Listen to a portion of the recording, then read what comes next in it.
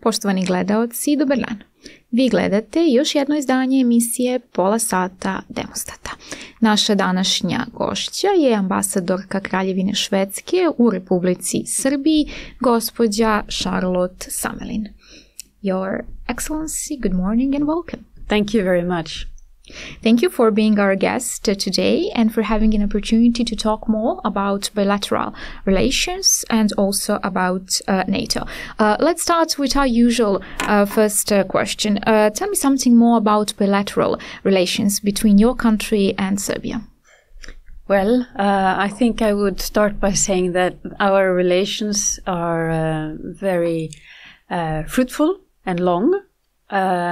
We have a very strong platform to build our cooperation on, and that is first the Serbian diaspora in Sweden. Everything between 130,000 to 180,000 Serbs live in Sweden. Of course, many of them second, maybe even third generation, but many of them see themselves as both Serbs and Swedes. And this has, of course, helped us in evolving our bilateral cooperation. And then here in Serbia, we have the biggest companies are represented, the traditional Swedish companies good in engineering, but we also have a lot of SMEs and also Swedish-Serbian SMEs. So I think approximately maybe 180 Swedish Serbs companies here. So this is of course very valuable, and it's very easy to be an ambassador when you have this platform to build on. And we also have, of course, since a bit over 25 years, we are actively engaged also in development cooperation in Serbia. And over these years, we have assisted Serbia institutions and civil society with at least 300 million euros. So I feel that it's a privilege to represent my country here. And I'm particularly happy with the work we are doing on sustainable development, working on environmental issues, also social inclusion, and issues like gender, and also our work on now lately on breast cancer, both prevention and treatment, and also we're continuing on the green agenda. That's a lot of things, and Sweden has helped a lot to Serbia. What area of cooperation of all this would you say that you're most proud of? I think the green agenda, and this is also an overriding theme this year in 2025. This week we are having a bit of a test balloon. We have the biggest Swedish conference ever that has taken place. It's under the headline Team Sweden, and the subject is engineering the green transition, with participation of Swedish companies, Serb-Swedish companies. We are doing this together with the Chamber of Commerce in Belgrade. And I'm also very happy that our Minister for European Affairs, Jessica Rosenkrantz, is joining us, and she's going to introduce the conference. So this is, of course, very important in order to deepen our economic relationship. We want to showcase Swedish solutions. And this year, of course, we also want to continue deepening our political dialogue. Green agenda is a very important topic, and it's good hearing that it's going to be done more on that plan here in Serbia.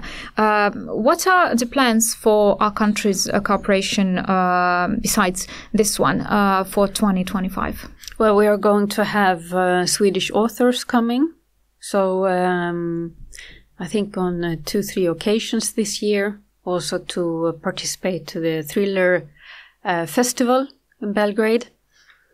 And I think this, and then we are going to have also a second conference within the Nordic cooperation framework in Novi Sad later this year, where we are going to present smart city solutions.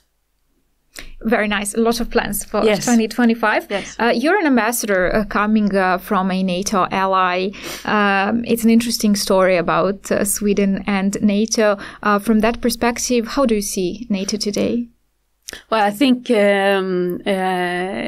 if anybody would have asked Sweden and 2023 if we were going to join NATO, I think everybody would have said, well, not in the near future.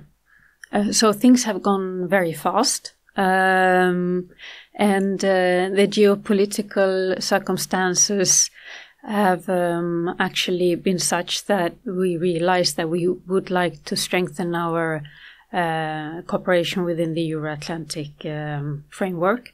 Of course, we were an extremely active partner in Partnership for Peace. And I once understood that even the Secretary General of NATO thought that we were even more engaged than some of the NATO members. But I think this was a natural step for us. And it's also helping us to reform and to increase our cooperation in the Euro-Atlantic framework. Yes. What do you think is the added value of NATO in this very complex geopolitical context you just mentioned? How complex it all is. It's getting even more complex. What's the added value of NATO? Well, first, it's a cornerstone of collective security and defense. And the added value is, of course, to provide a unified response to emerging threats and to promote stability and to uphold democratic values. And I think also what NATO has showed over the years is its adaptability and commitment to collective defense. And also this flexibility, and that is really crucial to address the challenges we are seeing today. We need to find new ways of cooperating and new ways to face the threats that have also changed over the years. And one can add, of course, cyber threats, terrorism. And then we have also the regional conflicts. Yes, hybrid threats have been quite a big topic. Also disinformation, defense against disinformation. We can say it's nowadays one of the biggest threats of the modern ages in the age of digitalization. Yes. And since you are also from the country that's the last member that became part of NATO, how do you see, general perception of NATO here, but not only here, is that it's just a military organization, and not a lot of people actually know or think that it's also a political organization. How important it is within NATO, also from the perspective of someone who became, who lastly became the member of NATO, to have that political dialogue as well. Well, it's very important if you combine both the political and the military aspects of the alliance. You actually can use the political dimension to build trust and to prevent conflicts, and also, the promotion of democratic values is very important to my country and to all the countries who are member, And this is, of course, also a key ingredient if you want to have a credible platform for consultation and cooperation on defense and security.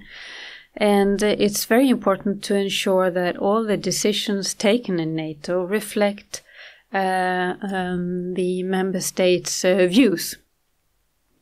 Each member actually is equally important. Yes. We're talking about dialogue between the member states, but equally important is also the dialogue between member states and partnering states, and also between each partnering states. From that perspective, you're also a fantastic guest to be asked this question, since until recently you also were a partnering country. So how important it is to have that kind of dialogue between partnering countries and allies? Well, it goes without saying that the dialogue is essential, of course, to keep unity and to work towards coherence. And as I just said, all views of member states are also important in a credible decision-making process. I think for building partnerships with non-member states, the political aspects is also important, crucial. And it's interesting to have this exchange. It also helps you in your planning. It helps you in acting more long term, and of course the partnerships between NATO and partner countries contributes to also strengthening the global security and address shared challenges. And I hope this is something that also partner countries value. Speaking of that, how do you see and what are your views on NATO's partnership with Serbia? How it was evolving throughout time? Well, I have been here a bit more than half a year, so it's very hard for me to really compare and to look at the evolution of this partnership. But what I can see is that it's really built on mutual respect and cooperation, and also understanding of Serbia's priority to maintain its policy of military neutrality, which is not so difficult for me to understand, coming from a country who was a partner country for a very long time. And who was also very proud of being non-aligned in a military alliance. And I think also being a partner country, what I could experience from Sweden's cooperation with NATO is, of course, it helps you to conduct defense reforms. It is also a forum for crisis management and to build interoperability, which is really important for my country, being quite a big producer of military equipment. And I believe Serbia also has a military industry. So the aspects of interoperability is of course a very attractive part of this partnership. Yes, we have a military industry. It's one of the most important ones for us. From the Swedish perspective, what would be the main advantages in this partnership, both from NATO and for Serbia? So if you evolve this partnership over time and increase cooperation in areas of mutual respect, I think mutual interest, I think for Serbia, as I said, I think defense reform And I have noticed that there are ongoing discussions here on defense reform, also on conscription. If you look at my country, we have conscription, and both for men and women.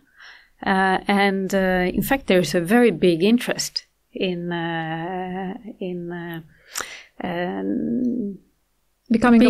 being part of the military forces for some time.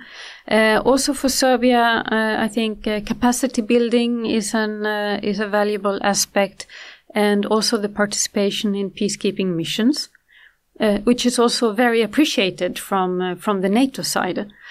And for NATO, of course, the advantage is that we can contribute to enhancing regional stability, to foster cooperation with the key players on the Western Balkans. So I see that both sides profit, and I hope that this exchange of expertise will strengthen the security frameworks. If we look at the broader context, but not the world one, the regional one here, how, from your perspective, has undergone that, let's say, changing line from late 1990s? We do know what happened here in the region in late 1990s. So since that period onwards, what has changed? Well, of course, the developments in the region have been dramatic. I myself studied at the university, among other subjects, political science in the 90s. A big subject was, of course, the wars on the Western Balkans. We're following it on a daily basis. So it's something that is so close in our memories, and, of course, very painful also for the Serbian population and the people in the region. So the political situation has evolved immensely, economic development as well, and the region has undergone different stages in its regional cooperation. So of course the changes have been dramatic. And I was also privileged to work in the office of the President of the European Council during a time when Serbia became a candidate country. Also, and then in 2013, when the member states decided to open negotiations with Serbia. And in 2014, in January, when actually the first intergovernmental conference took place with Serbia, officially opening the accession negotiations. And at that time, we thought, this is fantastic. Serbia is well placed to do quick progress. There is a lot of capacity in the Serbian administration. And we thought that by 2018, Serbia would be a member. And by that time, the tensions on the Balkans and between the countries would not matter that much, because everybody would more or less be in the European Union or on a good way to join. And I think also the geopolitical changes, for instance, the annexation of Crimea and the invasion in eastern Ukraine, these geopolitical developments have also affected the Western Balkans. And then it has taken turns that maybe we did not foresee. So I think challenges still remains as regards ethnic tensions. I think also democratic reforms, and I think Serbia and the Western Balkan region as a whole, it's underperforming in economic growth. There is such a potential on the Western Balkans, both in terms of competence, resources, human resources, and willingness from European Union to assist Serbia and the other countries in developing its democracy and also economic growth. So I think the future of this region lies within European integration and also a closer cooperation within an Euro-Atlantic framework. Doesn't need to be a member of the Euro-Atlantic alliance, NATO, but at least a close cooperation. So I hope that this the efforts towards European Union membership will prevail and that they will deliver results at the end. Yes, reconciliation in the region, because it was really hard time for the whole region, not just for Serbia. So reconciliation and the path towards the West. Yes. Lastly, what would be your message for the youth? The youth is actually also the future of this whole region of the Western Balkans, not just of Serbia. What would be your message also for the youth population in the whole region? Well, I'm struck by the force among the young population here, and the youth. They are, of course, the leaders, the future leaders and innovators, and I think it's very important for youth here, but everywhere, to embrace the opportunities, to really take advantage of education. There are very good universities here. Also collaboration, of course, in the country itself and in the region, but also internationally. And I think Serbian youth demonstrate this on a daily basis. And they also demonstrate civic engagement. And I think it's important to challenge your energy, creativity, and also commitment to build a peaceful and prosperous future in Serbia and in the Western Balkans, and to work together and strive to have an inclusive society, a tolerant and an open society that respects diversity, and continue investing in your country and in the region. Thank you very much for this message and for being a part of Half an Hour of Demostat. Thank you. Poštovani gledaoci i slušaoci, bilo je ovo još jedno izdanje emisije Pola sata Demostata. Do našeg sljedećeg viđenja i slušanja ne zaboravite da nas zapratite na našim društvenim mrežama i naravno da se pretplatite na YouTube kanal Demostata. Moje ime je Tamara Bajčić, a do narednog puta, doviđenja i prijatno.